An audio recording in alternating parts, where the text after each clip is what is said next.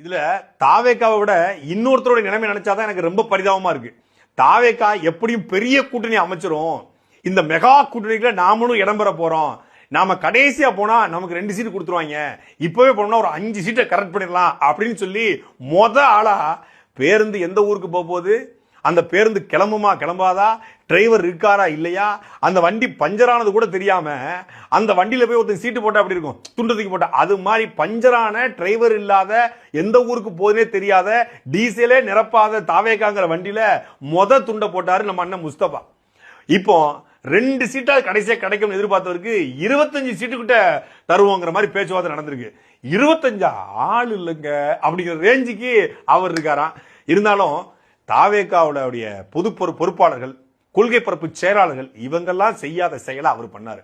இந்த 41 நாள் கரூர் சம்பவத்தில் தலைமறைவா இருந்தாங்க இல்லையா, கிட்டத்தட்ட 30 நாளைக்கு மேல 41 மரணத்துல, அந்த 30 நாளும் எல்லா ஊடகங்களையும் முஸ்தபா பேசினாரு. அந்த நன்றி கடனுக்காவது அவருக்கு நீங்க ஒரு 20 சீட்டாவது கொடுத்தாகணும்.